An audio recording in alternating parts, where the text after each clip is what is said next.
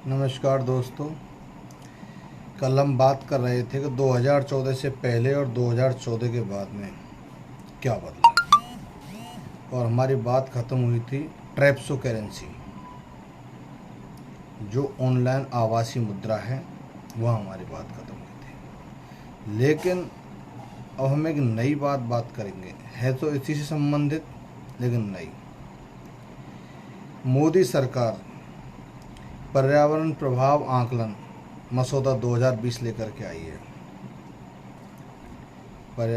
पर्यावरण प्रभाव आकलन मसौदा 2020 लेके आई है, और पर्यावरण प्रभाव आकलन मसौदा 2020 वो आने वाले समय में कितना खतरनाक है, इसका हम अभी आकलन करेंगे। मोदी सरकार व्यापार सुगमता के नाम पर मोदी सरकार पर्यावरण को गंभीर खतरा पहुंचाने का रास्ता खोल रही है, और हमेशा से पर्यावरण को बचाने में सबसे अहम भूमिका निभाने वाले अपने ही नागरिकों को फैसला लेने के अधिकार से बाहर कर रही है। ये है पर्यावरण प्रभाव आकलन 2020।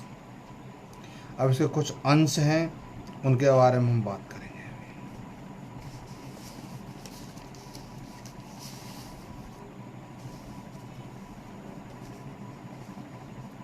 सबसे पहली चीज़ तो यह आती है कि पर्यावरण प्रभाव आकलन है क्या, कब बना, कैसे बना। तो इसके लिए सबसे पहले हम जाते हैं 1972 में बैक। 1972 में स्वीडन में एक मीटिंग हुई, सभा, जिसमें 119 देश सम्मिलित हुए थे, जिसको स्टॉकहोम घोषणा कहते हैं। स्टॉकहोम घोषणा। और उन देशों को एक उद्देश्य था, वो ये था कि 119 जो देश हैं उनकी एक ही धरती सिद्धांत पर कार्य करें। एक ही धरती सिद्धांत, यानी कि पर्यावरण के प्रति सारे देश मिलकर एक ही तरीके से काम करें। तो उसके बाद भारत सरकार ने 1974 में जल प्रदूषण बोर्ड बनाया, 1981 में वायु प्रदूषण बोर्ड बनाया।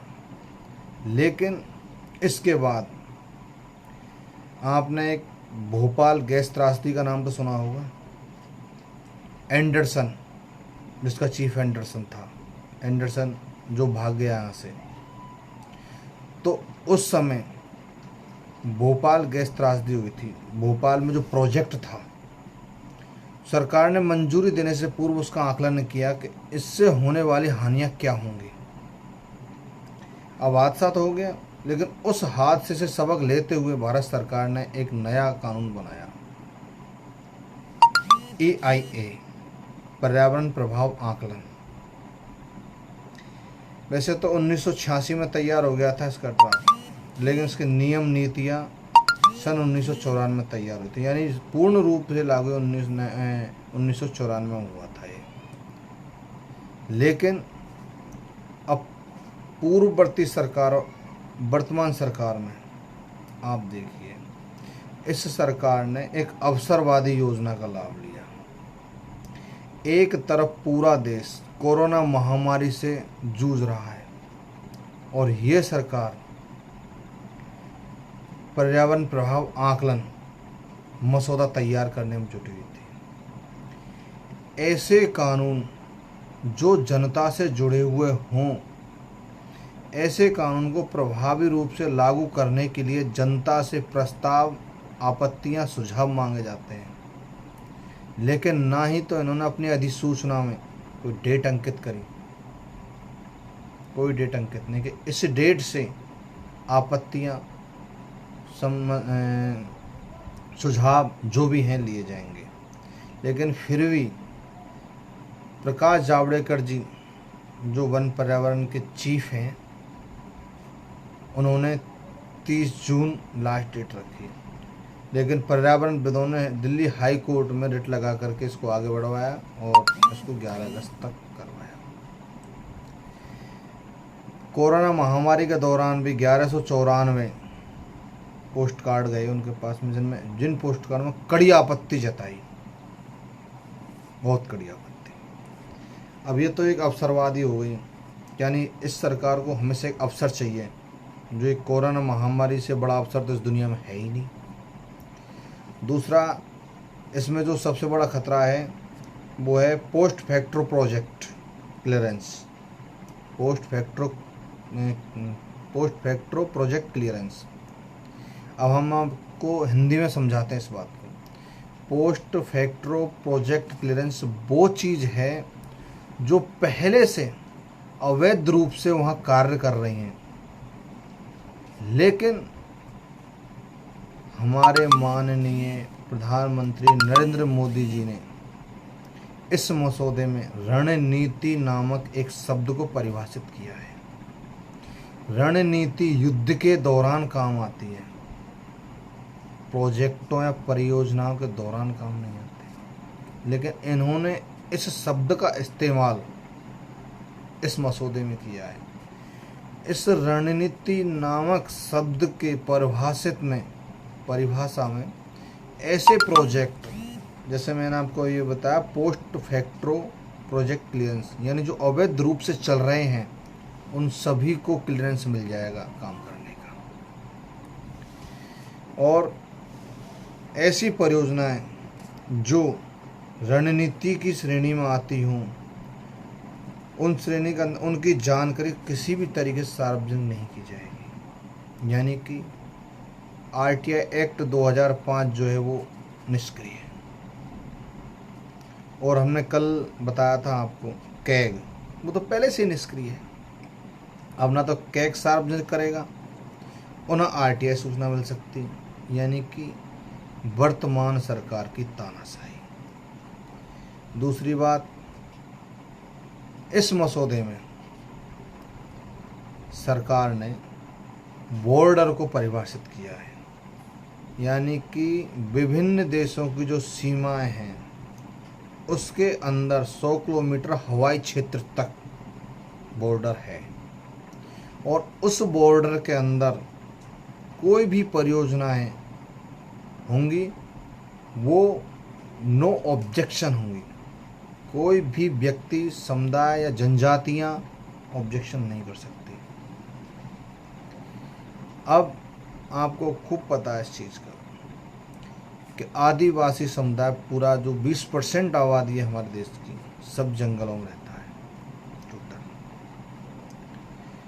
और उस ज़माने में सरकार पर्यावरण प्रभाव आकलन एक्ट जो लेकर के आई थी, वो इस चीज़ को लेकर के आई थी कि जो प्रोजेक्ट लग रहा है वहाँ से रहने वाले जीव जंतु, जल, पर्यावरण, वायु कहीं प्रदूषित तो नहीं होगी।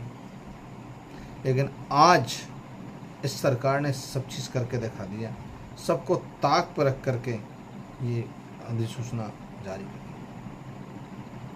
जो बेहद ही गलत है। दूसरी बात, एक बोलता हिंदुस्तान चैनल की रिपोर्ट में द गार्जियन के हवाले से, जो द गार्जियंस एक विश्व का नामी ग्रामी अखबार है, उसके हवाले से जो 100 किलोमीटर हवाई क्षेत्र की जो बॉर्डर सीमा परिभाषित करी है सरकार ने इस मसौदे के अंदर, उसमें पूर्वोत्तर जो एरिया है वो धन संपदा और जैव विविधता से भरा हुआ है। यानी कि इस महामारी में इस एक्ट के द्वारा बॉर्डर परिभाषा के अंदर मोदी सरकार 40 कोयले की खदानें नई शुरुआत करने वाली है, और जिनका फ़ायदा किसको मिलेगा? दो ही तो हैं इस देश में, अडानी और अंबानी, तीसरा तो है ही नहीं। भाई पैसा नहीं है, लोगों के पास धंधा नहीं है, मजदूर बेरोजगार हैं। भाई दो ही लोग हैं जिनकी प्रॉपर्टी संपत्ति लगातार बढ़ रही है। हमने आपको परसों पहले दिन बताया था कि 5 स्टेटों से नीचे 23 स्टेटों से ऊपर, यानी कि 13 लाख करोड़ का टर्नओवर है रिलायंस का। भाई वो 40 खदानें किसको मिलेंगी? मोदी रिलायंस को। उससे पूर्व ये बता दिया हमने आपको कि 40 खदानों वाला रणनीति वाला बता दिया। अब इसमें जो मुख्य चीज़ है, अगर किसी भी तरीके से हानि होती है, जैसे अभी विशाखापट्टनम हुआ था, जहरीली गैस छूटने के कारण लोग मरे हुए थे, लेकिन आप किसी भी हादसे के शिकार होने के बावजूद आप शिकायत नहीं कर सकते। यानी मरना है तो मरो, कोई मतलब नहीं, बस दोस्तों का फायदा होना चाहिए। यह है सरकार का उद्देश्य। चौथी बात जो इस एक्ट के अंदर ये है, राष्ट्रीय राजमार्ग, जलमार्ग, दोनों जो चीज़ है, इनकी कितनी चौड़ाई होगी, कहाँ होकर निकलेंगे, जल सीमा कहाँ होकर निकलेगी, इसका कोई राज्यों से जिक्र नहीं है इस एक्ट में किसी भी तरीके से। यानी राज्यों को सम्मिलित नहीं किया है इसमें। अब बताइए आप, बिना किसी सलाह मशवरा के, बिना राज्यों के, बिना मंत्रालयों के, बिना ब्यूरोक्रेसी के ये मसौदा तैयार हुआ है। अब किसकी मर्जी से मसौदा तैयार हुआ है तो आप भी जानते हैं और हम भी जानते हैं। इसमें जलमार्ग, राष्ट्रीय मार्ग को भी इसकी मंजूरी नहीं लेनी पड़ेगी, चाहे जंगल से गुजरे चाहे नदी से गुजरे। इसमें मंत्रालयों के विशेषज्ञ ने यहाँ तक राज्य सरकारों को भी दरकिनार कर दिया गया है। सभी ने चिंता जाहिर की है कि इस तरीके से पर्यावरण खजाने के लिए सही नहीं है ये एक्ट। लेकिन दोस्तों यहाँ हम अपनी बात ख़त्म करेंगे, लेकिन एक बात छोटी सी मुझे याद है, मैं आपको बताता हूँ। जब यूपीए 2 सरकार थी, पहली बार मनमोहन सिंह जी पीएम बने थे, तो उस समय जैसे आज यानी कि नदी से गुजरे या जंगल से गुजरे, समुद्र से गुजरे, तो उस समय यूपीए 1 जो सरकार थी मनमोहन सिंह काल के टाइम पे एक रास्ता निकाल रही थी। वो रास्ता जो रामायण काल में इसका उल्लेख है, रामायण काल में जिस रास्ते का उल्लेख है कि पत्थर डालने से पत्थरों का पुल बन गया तेरे थे, वो पुल उस रास्ते के बीच में आ रहा था। लेकिन पर्यावरणविदों, हिंदू धर्म की आस्थाओं को ध्यान में रखते हुए और वो समुद्री मार्ग निरस्त करना पड़ा। ये फर्क है उस शासनकाल में इस शासनकाल में।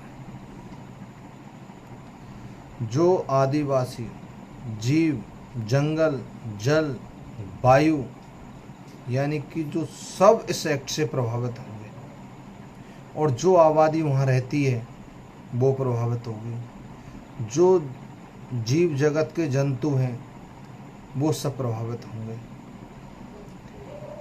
हमारा आपसे निवेदन है, हम ज़्यादा तो नहीं कहेंगे, लेकिन फिर भी आप इस एक्ट का विरोध करिए और इस एक्ट को लागू नहीं होने दीजिए, और हम भी इसका विरोध करेंगे क्योंकि ये एक अवसरवादी है। धन्यवाद।